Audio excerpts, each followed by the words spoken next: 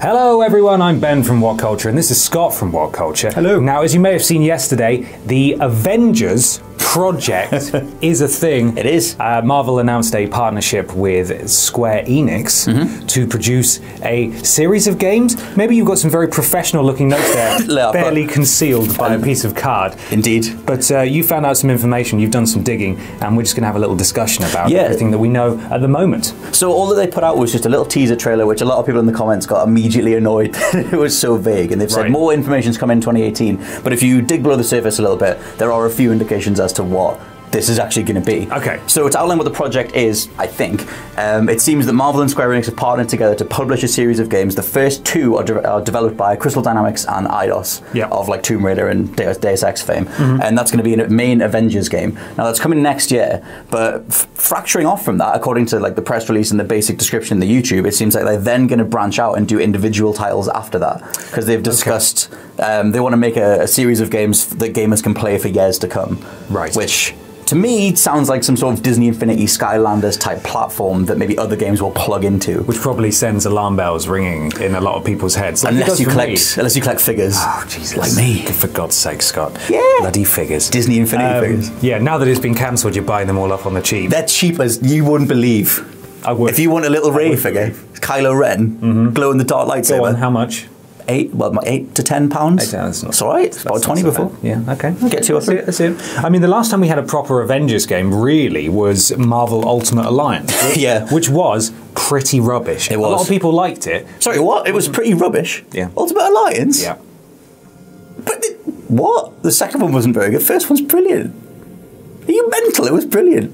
I'll keep talking in the high voice. It's very repetitive, I guess. We played X-Men Legends. It's more of that. Oh, okay, yeah, like X-Men Legends again. Those kinds of games, like we haven't had a proper narratively driven Avengers game. Because, yeah, so far what they've shown is just this teaser trailer. They haven't even revealed whether they're doing mobile games or AAA games or what they're doing. But I dove a little bit deeper and I found a quote from last year, and it's Marvel's new VP of games, this guy called Jay Ong. And he was asked after seeing the new Spider-Man game, is this an indication of things to come? Are we going to be seeing more AAA games? And he said yes. Right. So, but he said they have to take time to reveal these things. Obviously, well, I'm assuming that's what this reveal now is. It's a series of AAA games that Marvel have been working on for years, by the looks of it. Now, they've shown this trailer, this teaser trailer, which is extremely vague. It shows the core Avengers that we're aware of from the films and their various iconic weaponry just lying abandoned, and with a voiceover saying, there's no time for heroes anymore, or some kind of... to reassemble. I absolutely love the idea of, and this is pure fanboy whatever. I love the idea of them just bringing together like the finest developers in the industry and just being like, these are the Avengers of video games. Oh God, it's so right. cool. That's what they've done, isn't it? So I mean, there's no Naughty Dog, so whatever. There's no Naughty Dog, but Insomniac, they've got working on a Spider-Man game. Obviously, it's separate from this. Yeah, and that's another one of the things we were able to find out. There's a website called Start Replay that tweeted Insomniac saying like, oh, is your Spider-Man game now part of the Avengers project?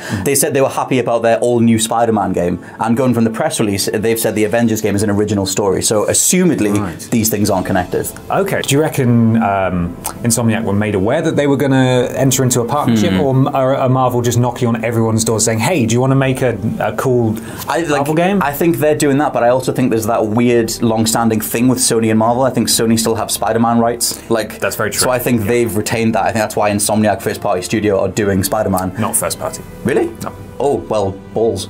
But they're exclusive, aren't they? They are. Oh, they're not. They're making an exclusive game. They did Fuse. They did Fuse. They also did the Xbox One very colourful game. What's that called? Sunset Overdrive. Yeah, we go. That is a very good point. Okay, they're not first party. But yeah, still good friends.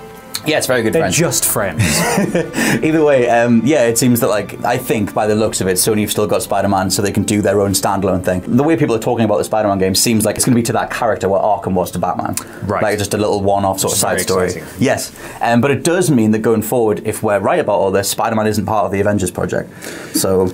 Yeah, that's also very true. It would certainly be weird if then, and almost like I don't know if they would take it too personally, but almost like a knife in the back of Insomniac, if Spider-Man suddenly showed up in this other game that they agreed with someone else without their knowledge. It's weird because in the MCU at the minute, we still have this weird thing of how much agency is Spider-Man being given. I mean, we're going to get the Solo movie this year, and then next year when these games are set to drop, we'll have been through the Infinity War movies, so depending on where that leaves Spidey, he might be a standalone character who knows? I mean, it depends how much Sony have given Marvel some leeway to include Spidey in future Marvel stories. And that also begs the question, are we going to be seeing these games be nothing more than movie tie-ins, or are they going to be their own stories featuring the characters and the face and the voices of the film stars? See, I mean, again, the thing that they said in the YouTube description press release was that this isn't a completely original story.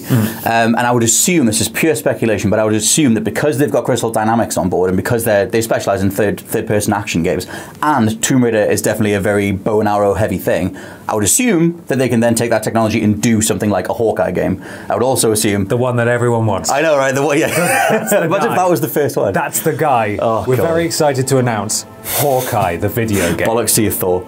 But yeah, there's that. And I also think that they might end up using IDOS to use the Deus Ex style, augmented stuff to do an Iron Man game. Yeah, very Again, true. Pure speculation, but why get those studios on board if you're not going to play to their strengths? And they also don't have to, they're not tied to taking exclusively, I imagine, from the more grounded cinematic universe. They could just go mental and do some of these crazy Iron Man stories from far in the future, Cool. where it is a Deus Ex kind of environment. Full-on alcohol. Oh, so yeah, give me full-on like Guardians of the Galaxy Iron Man, although they're probably going to cross over in the MCU anyway. Guardians of the Galaxy at the moment are, I don't know if it's rumoured or confirmed at this point that Telltale are doing Telltale, yeah, they announced it, yeah. Right, so that's extremely exciting as a huge Guardians of the Galaxy fan, but it just shows that Marvel are really reaching out to everyone and saying, do exciting things. It's about time.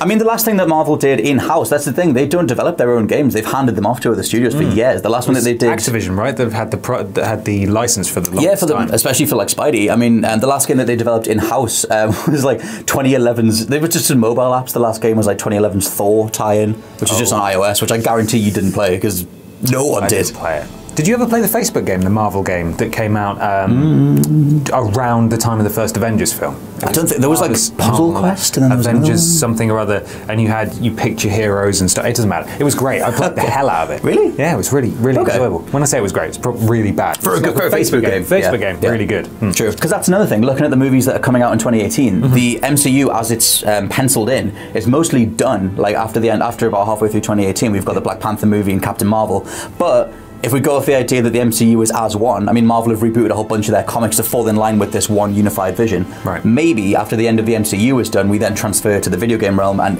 all the stories go forward in the video game. See, that's interesting, but also concerns me a little bit because they've tried to do this before, where they make games canon in certain universes. They did it with Star Wars, and as cool as it was with The Force Unleashed, it was a bit like, this doesn't feel quite right.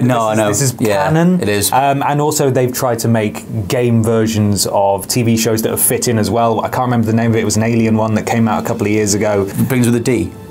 I think so. Yeah. It's not The Division. No, it's not The Division. Defiance? Yes, I think it was that. Yep. Where it was like they had stuff happening in the game after it aired on the TV show. And that's a cool idea, but I don't think it really works. I'd be very happy if they just did original stories that are separate from the MCU, that didn't feature facial talent or anything like that. Just had the voice actors from maybe an animated show, for example. Just like how Batman has done it. That'd be sweet. And it was just a really good game, and that way they didn't have to listen to what has been dictated in the films so far. I mean, yeah, to go back to what that the VP Jay Ong said, he wanted to take the time to make epic games. He was saying that they didn't want to just make something that could be throwaway. I mean, in the past we've had a Thor game and a Captain America game, and various Hulk games, but they've always tied into the movies.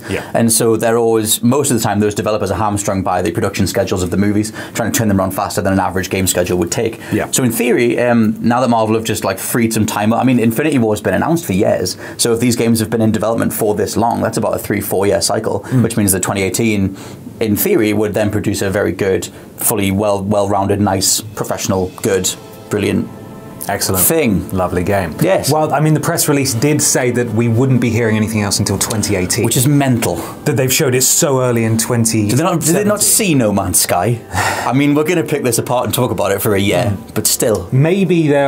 Maybe that's just a front. We may see something at E3, who knows, but it is certainly a long time to wait. Very exciting prospect, though, and any developments that do come our way, we will, of course, talk about them here at What Culture Gaming. Thank you very much for watching. I've been Ben, this has been Scott, and thanks again.